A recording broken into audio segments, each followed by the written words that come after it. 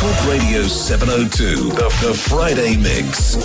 Food with Jenny Chryws Williams. So in addition to the Swartland All-Stars Dim Sum Vin stall, you remember us talking about it last Friday when we were at Hyde Park, right on the top of Hyde Park, and talking to everyone exhibiting.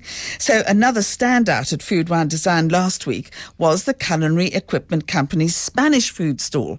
And as it turns out, it was a really seriously clever way to market the new specialist food products and equipment being imported from Spain. And I chatted to them. They brought in a whole lot of stuff. They brought in some ham, they brought in some olive oil, they brought in some, well, I don't know really what they are because I haven't even begun to try them. All I know is that I want to try them. Talk Radio 702, the Friday Mix. Food with Jenny Chryws Williams. Well, I suppose we're still basking in the aftermath of the Food Wine Design Fair.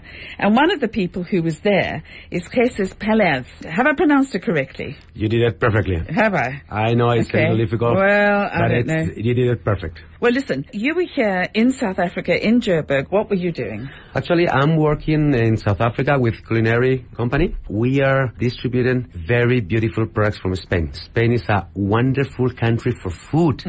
But unfortunately, it's unknown. So what we are doing, we have been selecting beautiful products around the country, around Spain. Nice cheeses, beautiful jamon, great olive oil, olives, many things that we are trying to introduce step by step in South Africa and in the taste of the people of South Africa. We try that you fall in love with our products that I told you. Unfortunately, it's quite unknown in Spain. Spain is known because of the football or the soccer, but we have great products that really deserve to be in this beautiful country. Well, you know, it's really nice that you're here, Jesus, because I've got friends who live in Barcelona and they keep saying to me, you must come because, you know, you start eating at 12, you finish eating at 4 o'clock, you take a lover, you do this, you do that. It is the most wonderful country in the world and they rave about the food. I don't know why this is so unknown. Actually, in the last years, the reputation of Spain is going up because of the big and nice and important chefs like Fernand Adrià or Arzac or those important chefs around the world that has been declared like best chefs of the world. But Spain has been traditional. This is the Mediterranean. And the Mediterranean is a beautiful area of good life, of good living, of good food, of good wines. So Spain is the world of the tapas, you know, the small pieces of things, of jamon, of olive oil. And this is a way of living. That's why when people from South Africa go to Spain, they really enjoy when they go to Barcelona. It's beautiful to stay in Las Ramblas in Barcelona to have a fino, a sherry with a tapa of jamon, with a cheese. It's very convivial. And the story of the jamon is amazing because it's cured, it's kept for years and years and years until you taste it. If you haven't tasted it, you cannot believe what the taste in your mouth is like. Actually, we were tasting jamon serrano, which is a kind of jamon that comes from white pigs. And we were tasting the jamón ibérico de bellota, the famous pata negra. We were tasting year 2008. Can you imagine? A ham that has more than almost 5 years. And it was amazing how powerful and how can you keep that longer? That long, this kind of hams, because of the fat. They eat acorns, these pigs. So they are big pigs that weigh more than 180 kilograms. And these acorns makes insaturated fat, so they are even good for health. This is part of the Mediterranean diet. Eat a lot of Iberico bellota ham, eat a lot of omega-3 like the sardines, take a lot of olive oil. This is extremely good for health, for equilibrated cholesterol. It's really good product. I've got a photograph that some of my friends took when they went on to Madrid, and all you see is jamon just hanging from the ceiling. It is just this gigantic room. It can't be the only place in Spain, but it's very famous, isn't it? In Spain, I think it's the place where we have more bars in the world. Bars is not the bar like in South Africa. There's the bars where they are like bar restaurants where you can have a tapa, you can have a drink, you can have a portion of jamon, of cheese.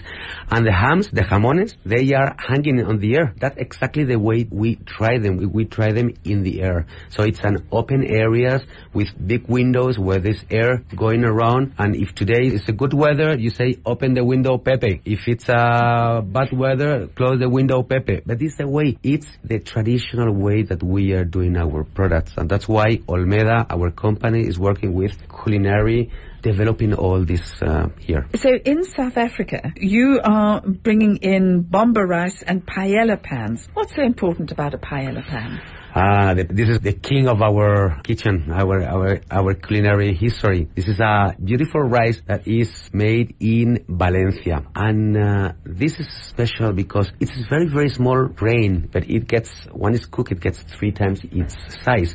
So really absorb all kind of aromas, flavors. This is where the paella is so rich in taste and flavors. So a good paella with a good paellera pan, just add some bomba rice, add some good fumet, add some shrimps, good lobsters. You can use peppers, piquillo peppers, sweet peppers. You can use whatever, because the paella used to be a typical dish that permit everything. You can use it with fish, with food, with vegetables, with meat. You can add whatever you want. Is it traditional to add chicken to a fish paella? Well, yes, it should not be, but sometimes we put both meat and fish. But I personally prefer the paella with fish or with meat. But you're also bringing in cheese and things like that. Now tell us a little bit, because we're all familiar with Italian cheeses, all familiar with French cheeses. Tell us a little bit about Spanish cheeses. Spain is again, is an unknown country because of the cheeses, but we produce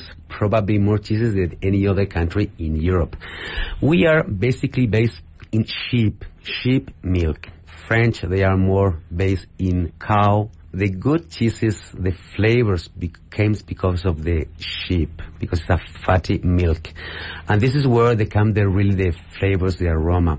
That's what our cheeses, usually they are the hard pasta. They are not the textures like French, they are more hard pasta. We are bringing in South Africa more than 6-7 types of cheeses, but you should see where they come from small villages that still you see Mr. Manuel and Mrs. Maria, that they are milking the cows or they are milking the sheep, and they are producing the cheeses in the all way. This is the idea about this company, to bring to South Africa the best of Spain, the best cheeses that people can taste, people can enjoy, and people can afford, because the idea is as well to bring it to a reasonable price. Problem is that these small producers, these small artisans, usually they are selling in Spain locally. So don't even think about where is Johannesburg or where is Miami or where is Tokyo. They don't want to know. What they are producers, small producers, and they merge with us, with Olmeda and with Culinary, to send these cheeses, to send these jamones, to send this olive oil to South Africa. So presumably when you buy these cheeses, there's a little bit of information as to how you would eat them. I mean, for instance, Brie's got to be ripe, Camembert's got to be ripe.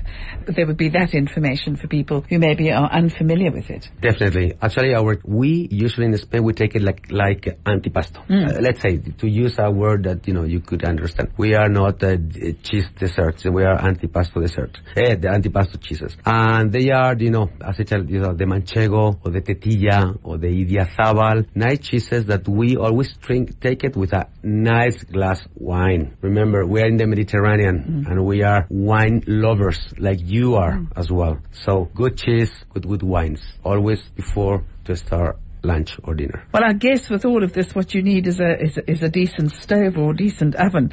And with me in the studio also is Stefan from the Culinary Equipment Company. Tell us a little bit about this oven that people were talking about.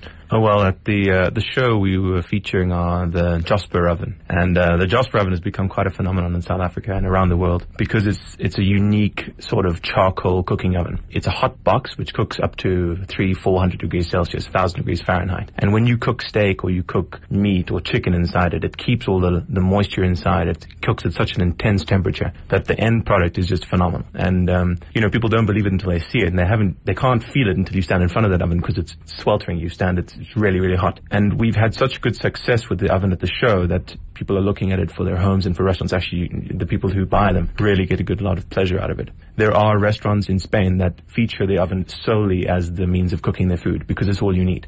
One Jasper oven cooking at 400 degrees Celsius, you can make succulent steaks. You can do vegetables in it as well. We were doing porcini mushrooms at the show. We did a fresh sausage, which was with a bit of spice in it. We had some patatas bravas, picos peppers, some of the products actually that Jesus was talking about. And the response from people is that, you know, this Mediterranean style cooking, very, very light on the spices or light on the fat, and you enjoy just a bit of olive oil, salt and pepper, and it's delicious. We made fresh bread. You can toast the bread in the oven, but it's just one of the products in our assortment of our range for commercial and for home use. It's a bit of a specialty tool, so people like to look at it and they like to experience it. But, you know, just until you've tasted it, you have no idea how good the meat can possibly be. Just to finish this conversation, if people listen to this conversation, they want to go and buy some of the jamon, if they want to try some of the cheeses and things like that, is it stocked at the Culinary Equipment Company? And are you the sole people that are keeping these goods? Yes. Culinary Equipment Company, obviously, via the name Culinary Equipment Company, seems like a place where you go and buy culinary equipment. Yes, that is.